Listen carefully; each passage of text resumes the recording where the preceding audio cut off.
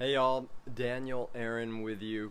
And in my nearly 30 years of training teachers and coaches, one of the biggest challenges that comes up for them, and I wonder if you've had this experience, whether you're a teacher or coach or not, if you ever interact with human beings, you may have this. So have you ever had the experience of wanting to share something or teach something and feeling like they didn't get it? Or that it just was lost somehow, or even like they resisted somehow. They didn't like what you said, right? And you're thinking to yourself, well, why do I bring it, as they say in Hamilton? Why do I even bring the thunder?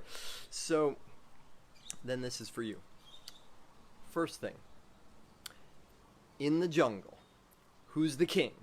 It's the lion, and the lion is, like me, motivated to help the rest of the animals be more effective in their storytelling, joke telling, in their presentation. So he gathers together a gorilla, a giraffe, and a zebra, and a tortoise. And he says, you four are going to teach a lesson for everybody else. And they give an audience of hundreds of other animals, right? So he says, here's how it's going to work. Each of you is going to tell a joke to the others. And if the others all laugh, right, if they get it, then you get to live. If they don't, instant death. I know it's severe. It's going to help us all learn, though. So this is the way it's going to go. I'm the king of the jungle. I get to do it. So first up is the gorilla.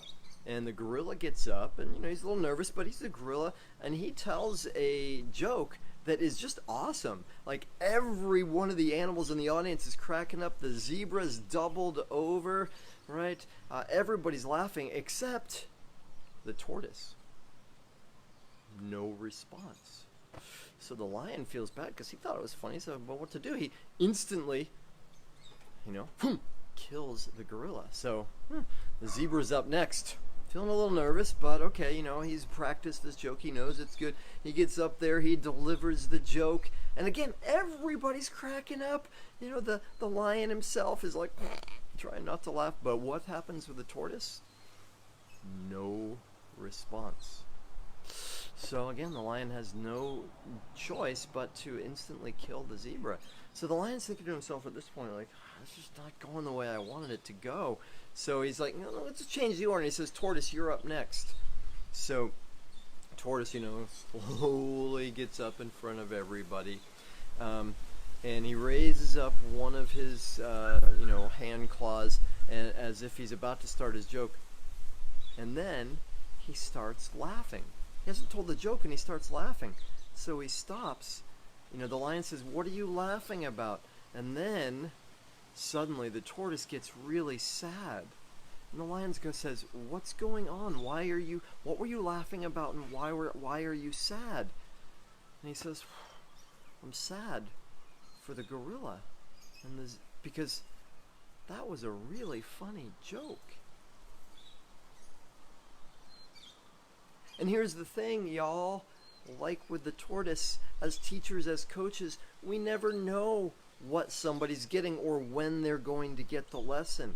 In the Bhagavad Gita, the main teaching is do your duty and release the fruits of your labor. You just got to do what you do and let it go, right? Hope that you are following your true path. Hope that people get what they can from it. Hope that it's valuable.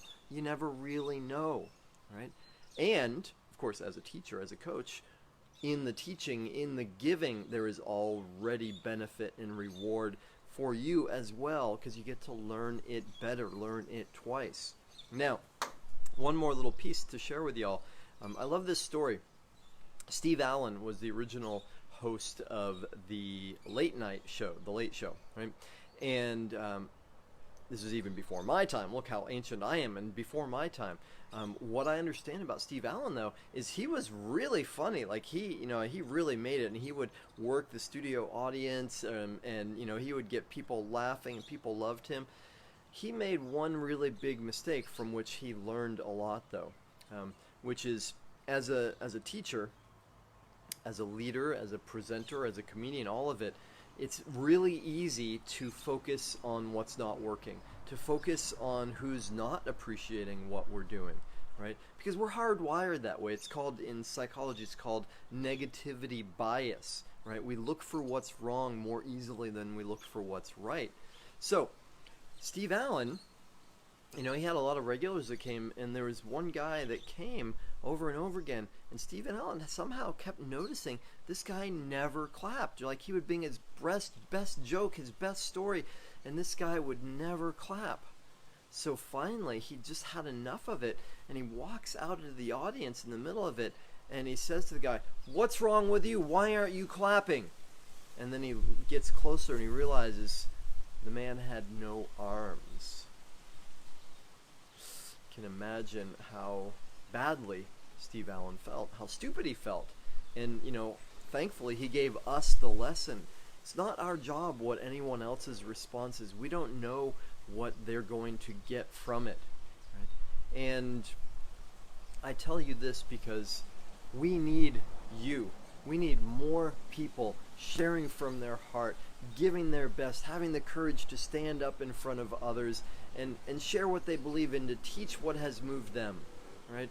And yes, sometimes it's hard if you don't get the response from people that you want. Sometimes it's hard, even worse, if you get criticism from others, right?